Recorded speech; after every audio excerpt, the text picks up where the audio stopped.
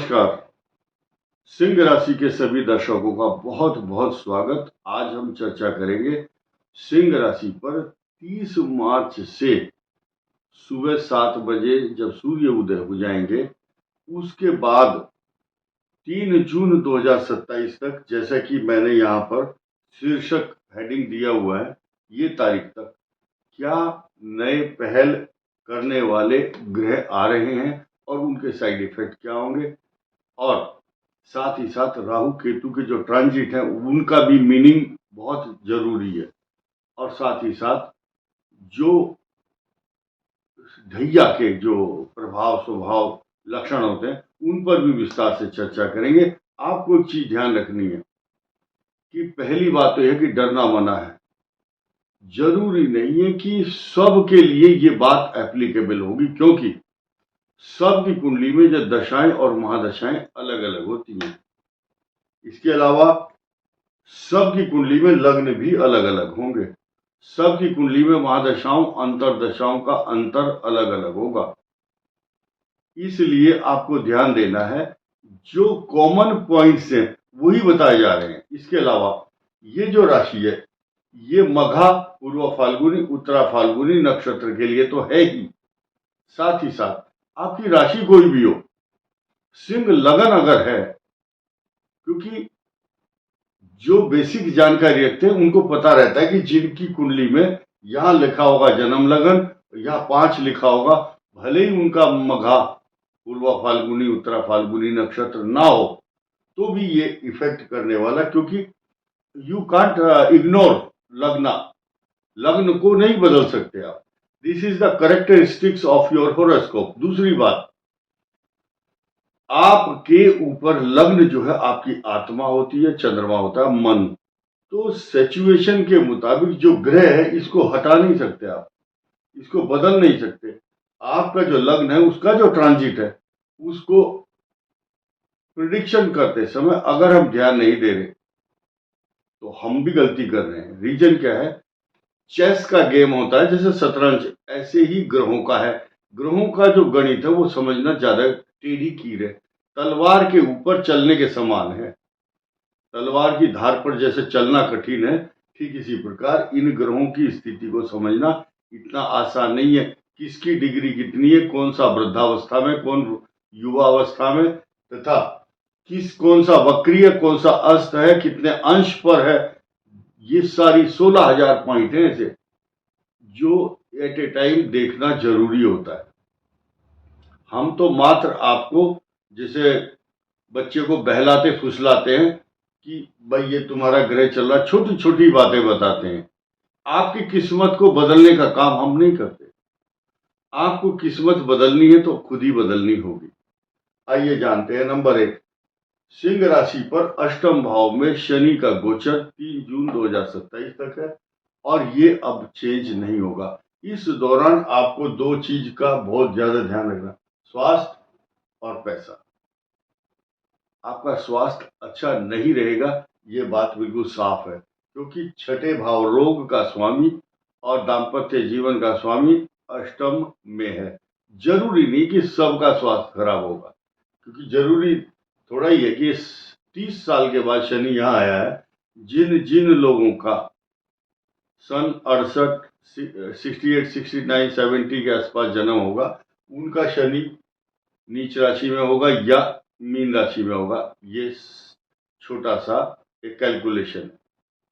उसके बाद फिर 96 के 1 साल आगे 1 साल पीछे फिर यहां आया ये ग्रह। तो 30 साल का आप आकलन कर सकते हैं आफ्टर 30 ईयर। अब फिर 30 ईयर बाद ये आ रहा है, आफ्टर 30 ईयर ये आएगा और ये टोटल इतने दिन रहेंगे ट्रांजिट। अब ये इसके स्वभाव प्रभाव लक्षण क्या हों? गलत मित्रों की संगति से बचना है आपने।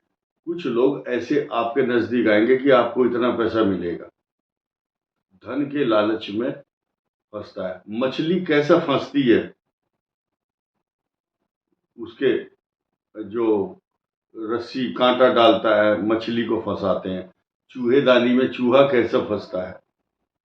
शिकारी कैसा फंसाता है जंगल में लालच के चक्कर में।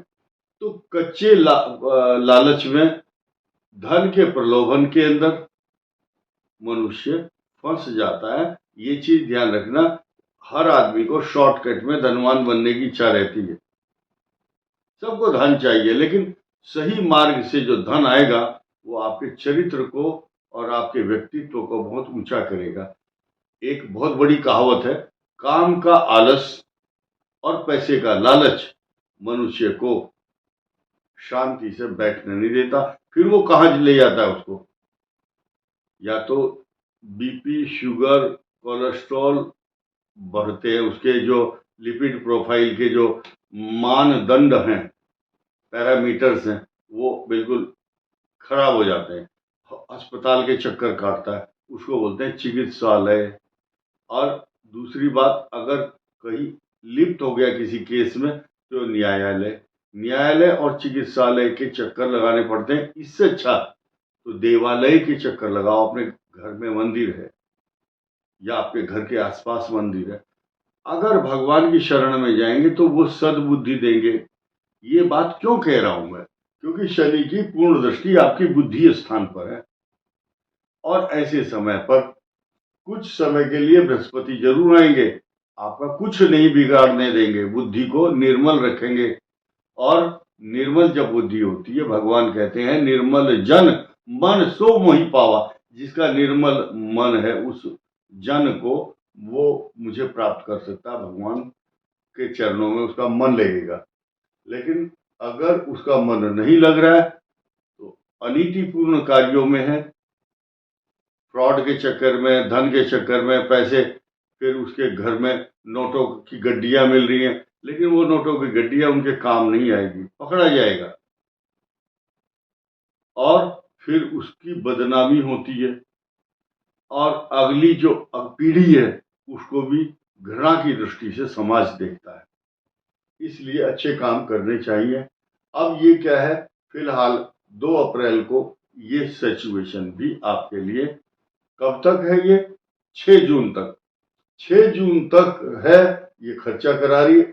फिर आपके ऊपर 6 जून से 28 जुलाई तक ये शनि और मंगल का षडाष्टक योग रहेगा। जिन जातकों की कुंडली में यहां मंगल होगा या अष्टम भाव में होगा और उनका सिंह राशि, सिंह लगन है, it may be cause of lot of problem during this period, so he should be very very careful regarding this। अब ध्यान देना है कि ये राहु केतु को भी इग्नोर नहीं कर सकते, क्योंकि 18 वर्ष बाद 18 महीने के लिए 18 मई को ये ट्रांजिट होगा। ये मैरिज लाइफ में कुछ डिफरेंसेस पैदा करता है।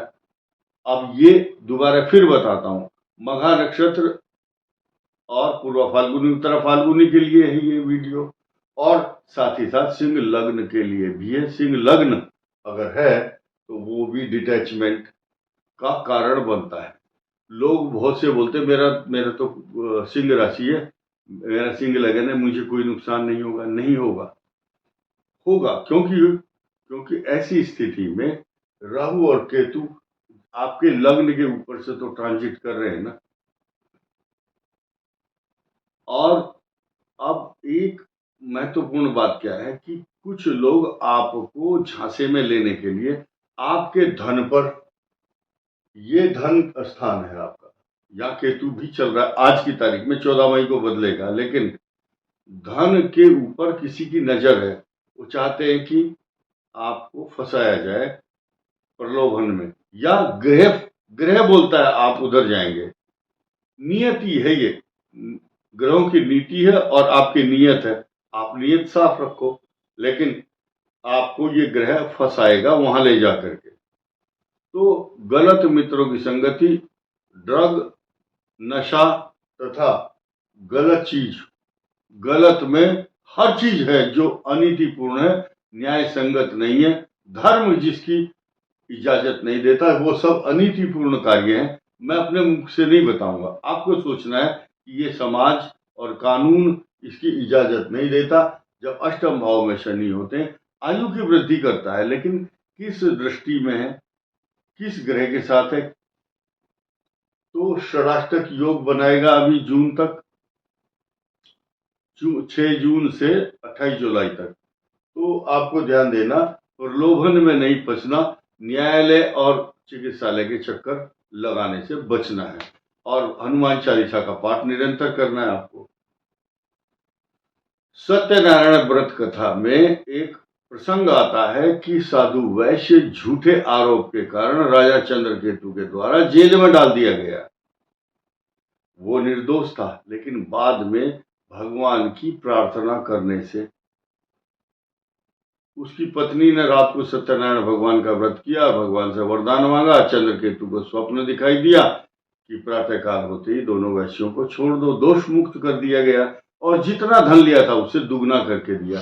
तो आपके पास धन की कमी नहीं रहेगी। सिंह राशि और सिंह लग्न का अष्टम भाव पर जो शनि है, ये उनको कष्ट देगा जो अनीतिपूर्ण कार्य में है या जिनके ग्रह खराब पहले से ही चल रहे होंगे। आपको डरने की आवश्यकता नहीं। जो मनुष्य भाग्य स्थान का स्वामी मंगल हनुमान जी की उपासना करते हैं, मूंगा धारण करते हैं या सात्विक रूप से रहते हैं, तामसी चीज, कोई भी तामसी वस्तु, तामसी विचार एक ध्वनि प्रदूषण, पॉल्यूशन के अलावा एक मानसिक प्रदूषण भी है। विचारों का, थॉट्स जो आते हैं वो तामसी अगर विचार आ रहे हैं तो आप जरूर आपका समय खराब है। देवताओं की निंदा करना, खराब समय आ रहा है। देवताओं की स्तुति करना, आप बचे रहेंगे। इस वीडियो में इतना ही। धन्यवाद, नमस्कार।